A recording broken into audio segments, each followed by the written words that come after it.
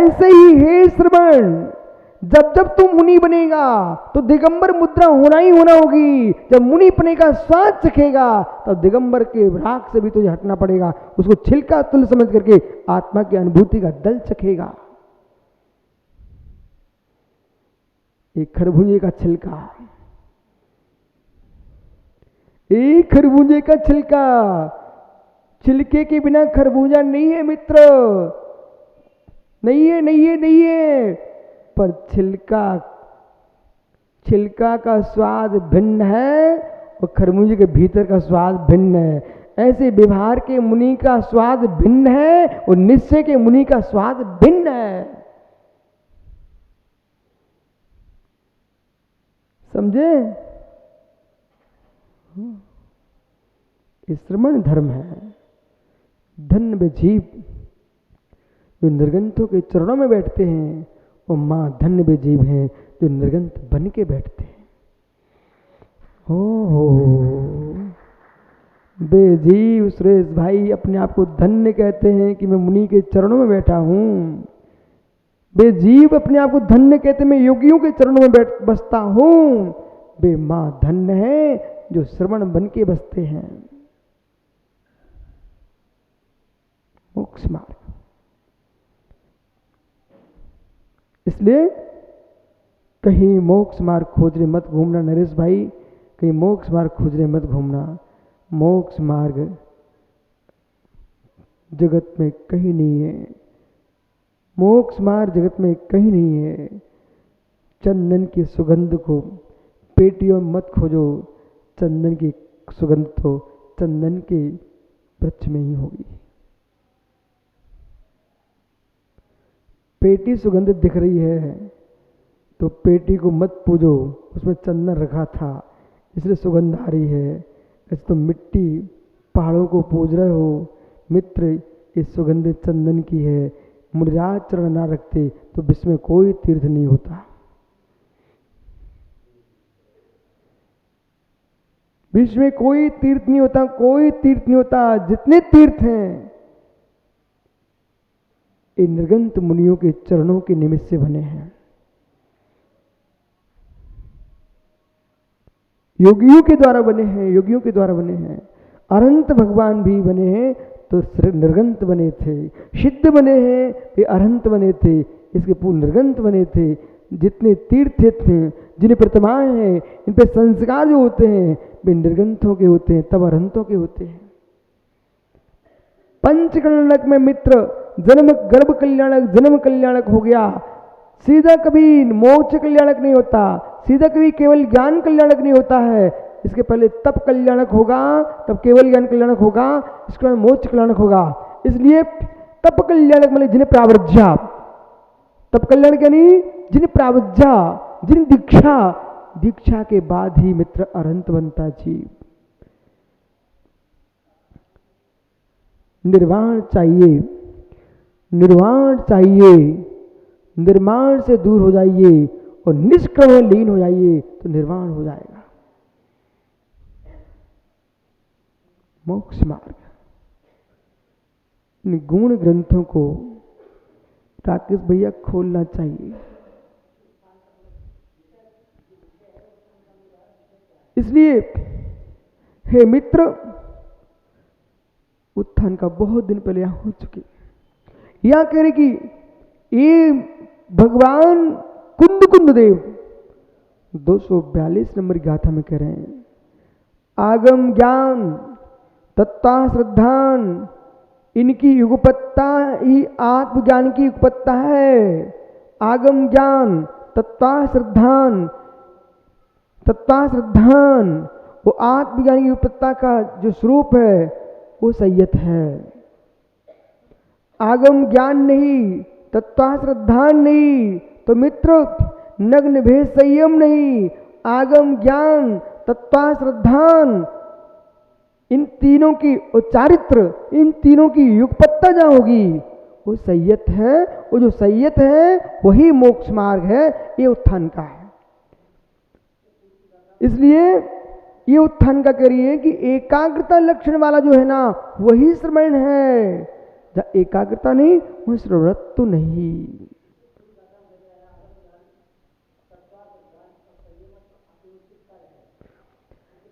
हे मित्र, आप जब थे नहीं यहाँ पर, सारी व्याख्या हो चुकी है। यदि आपके पास शास्त्रों के भंडार भरे हुए हैं और तत्व पर श्रद्धान भी है, परंतु संयमाचरण तुम्हारे पास नहीं है, सुनो ना, संयमाचरण नहीं है तो आगम ज्ञान तत्व से अकिंचित कर है, और आगम ज्ञान भी है, संयमाचरण भी है और तत्व श्रद्धान भी है, फिर भी तीनों अकिंचित करे। बोले क्यों? यदि आपके पास स्वरूप लीनता नहीं है तो, युग पत्ता नहीं है तो, ज्ञान पर दृष्टि नहीं है तो, और श्रवण की श्रामण्यता का भान नहीं है तो तुम्हारे तीनों अकिंचित कर हैं। बराबर? आइए, इसलिए विभार का मुनि बने बिना निश्चय का मुनि बनता नहीं, और विभार मुनि बनने मास से कोई मोक्ष जाता नहीं।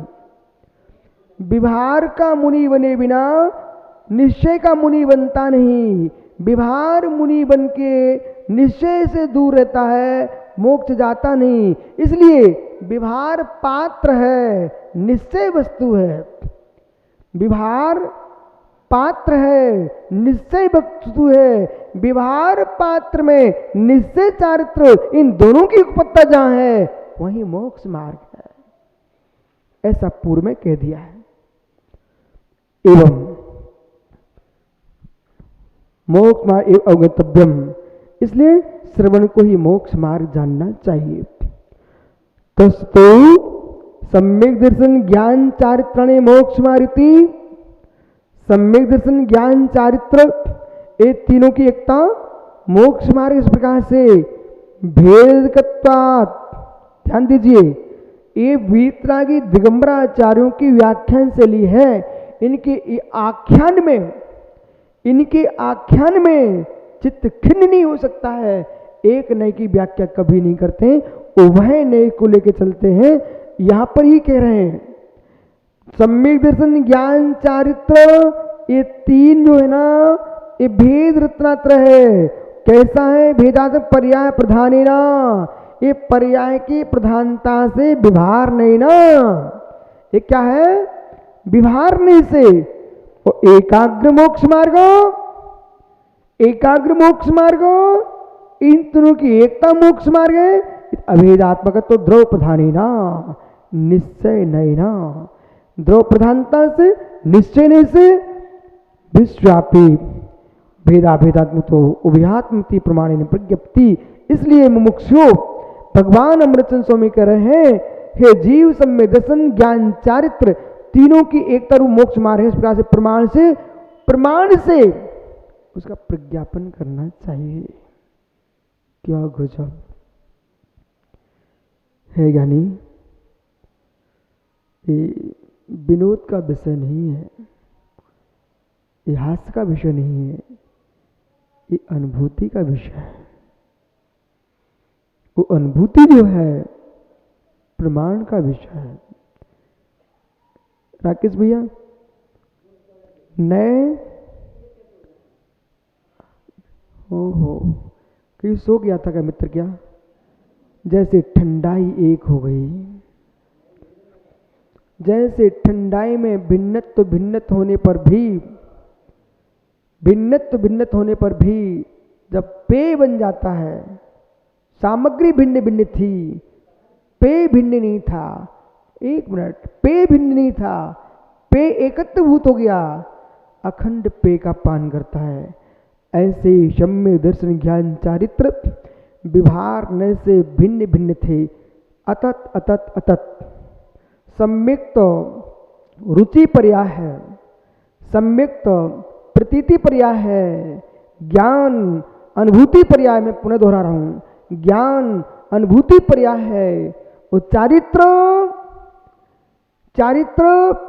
ज्ञाय तत्व, ज्ञान तत्व में पर की निवृत्ति रूप, ज्ञाता दृष्टा की प्रवृत्ति रूप जो परिणति है उसका नाम चारित्र पर्याय है।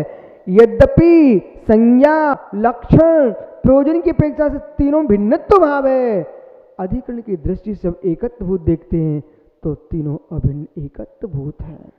युगपत्ता इसलिए नए की अपेक्षा से भिन्नत्व है, इसलिए नए की अपेक्षा से भिन्नत्व है, प्रमाण की दृष्टि से अभिन्नत्व है। चक्रेश भाई ध्यान दे जरा मित्र, सम्यक ज्ञान नए का विषय, यहां सम्यक दर्शन नए का विषय, सम्यक चारित्र नए का विषय, एक एक को बोल रहे हैं, अंश अंश को बोल रहे हैं। ज्ञायिक भाव की लीनता, तीनों की युगपत्ता प्रमाणभूत है। अंतिम विज्ञप्ति क्या कर रहे हैं, हे साधक हे प्रवक्ता, इसलिए भेदे भेदात्मकम उभयमिति, भेदा भेदात्मक उभयमिति, भेद अभेद उभय रूप से प्रमाणेन प्रज्ञप्ति, आपको प्रमाण से इसकी प्रज्ञप्ति करना चाहिए है। एक है, एक है समझने के लिए तीन समझिए, समझने के लिए तीन समझिए, समझने के लिए तीन समझिए, समझने के लिए तीन समझिए, अनुभूति के लिए आदाउ मज्जनाणे आदा दंसन चरित्य आदा पच्चखाणे आदा संबरे जोगे। हे मित्र, आधा ही ज्ञान है, आत्मा ही दर्शन है, आत्मा ही चारित्र है, आत्मा ही संबर है, आत्मा ही योग है, आत्मा ही प्रतिख्यान है। ये सब किसमें, आत्मा में है। इसलिए ऋणितुम बट्टी अपान मोतवड़ी दबी अम्मी तम्मा तत्ती मयो हो दियो मोक्ष कारणम आधा। द्रव्य संग्रह जी को छोटा शास्त्र मत समझो मित्र, इसमें बहुत कुछ भरा है। अधिकरण पर आइए, अधिकरण पे आइए, अधिकरण पे आइए, अधिकरण पे आइए। सम्यक का अधिकरण भिन्न नहीं है, सम्यक ज्ञान का अधिकरण भिन्न नहीं है, सम्यक चार्थ का अधिकरण भिन्न नहीं है। इसलिए ऋणत्यम ऋणभट्टई, रत्नात्रय वर्तन नहीं करता। क्या, कहां पर, कहां पर, हे मित्र, ऋणत्यम नवट्टई अपाण मुयत्तु, आत्मा को छोड़ करके रत्नात्रय कहीं नहीं होता है। इसलिए मेरी आत्मा ही मोक्ष मार्ग है। पर पर पर ये पर क्यों बोल रहे बार बार, ये व्याख्यान परमार्थ दृष्टि से कर रहे हैं। ऐसा कहीं डीवी कैसली वाले ने सुन लिया कि आत्मा को छोड़कर रत्नात्रय नहीं होता, इसलिए महाराज मैं ही रत्नात्रय हूं। हे मित्र, इस मैं रत्नात्रय हूं, इसके पहले आपको व्यवहार रत्नात्रय दिखाई देना चाहिए। अन्यथा जितने ग्रस्त बैठे हुए ना, सब अपने आप को रत्नात्रय धारी कहेंगे। भैया यही विटंबना हुई है, गुणस्थान क्रम से कथन नहीं किया, और ये ज्ञानियों ने जो 14वें गुणस्थान का विषय था उसे चौथे में लगा के बैठे हुए। 10 गुणस्थान उनके समाप्त हो गए। ऐसा नहीं होता। दृष्टि को दृष्टि में समझिए, वस्तु को वस्तु में समझिए, दृष्टि को दृष्टि में समझिए, वस्तु को वस्तु में समझिए, बीजांकुर न्याय की दृष्टि लगाइए। चक्रेश भाई क्या कर रहे हो, बीजांकुर न्याय लगाइए, प्रत्युष बीजांकुर न्याय लगाइए। क्या करे, बीजांकुर न्याय लगाइए। क्या मतलब हुआ,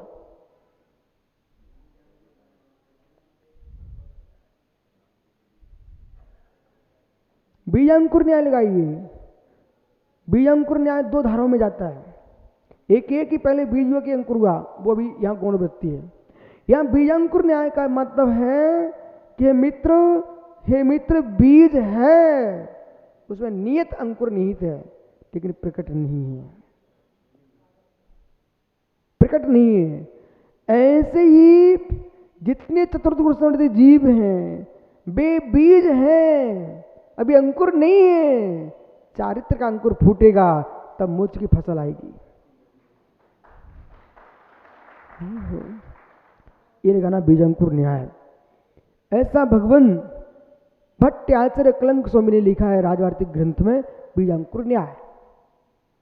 ये तो परम सत्य है, मैं बार बार आपको क्यों बोलता रहता हूं, जिससे कम से कम अलमारियों के ग्रंथ तुम्हारी आंखों के सामने आए, उनके भीतर का ज्ञान तुम्हारे आत्मा में जाए। स्वाध्याय बढ़ाओ, स्वाध्याय बढ़ाओ, स्वाध्याय बढ़ाओ, आगम पढ़ो। एक सज्जन है जबलपुर में, सुरेश शाकाहार, वो जब भी आते हैं तो बीतरागी मुनियों से एक ही शब्द बोलता हो कि भाई आगम पढ़ो, आगम सीखो, आगम पर चलो। ज्ञानियों, आगम पढ़ो, आगम सीखो, आगम पर चलो, यदि कल्याण चाहते हो तो। इस प्रकार से आचार्य भगवान अमृतचंद स्वामी ने अपनी टीका में व्याख्या पूर्ण की। जयशे स्वामी इस गाथा पर क्या कह रहे हैं उसको सुनाओ। जो अमृतचंद स्वामी को पढ़ लेता ना, उसको जयसेन स्वामी समझ में आने लगते हैं। लेकिन जो अमृतचंद स्वामी को नहीं समझता है, वो योग्यता नहीं रखता, उन्हें सरलता में समझना तो जयसेन स्वामी को पढ़ना चाहिए। अथ रेयु संयम तपोधनस्य साम्य लक्षणम भड़ितम तदेव सामान्य अपर्णा मोक्ष मार्गो भड़ितेति प्रूपति। यहां पर कह रहे हैं जो संयत तपोधनस्य साम्य लक्षण भड़ितम, जो संयमी का तपोधन का, इति एवं, इस प्रकार से ही, किस प्रकार से, जो पूर्व में कहा है हमने साम्य लक्षण निर्गंत योगी का, इत्येवं प्रतिपत्ति आशय एकोप्यनेकी भवम, बहुत गहरा कलश। हे जीव, इस प्रकार से जो प्रतिपादक के आशय के वश से एकोपी देकोपी अनेकी भवम, ध्यान दो,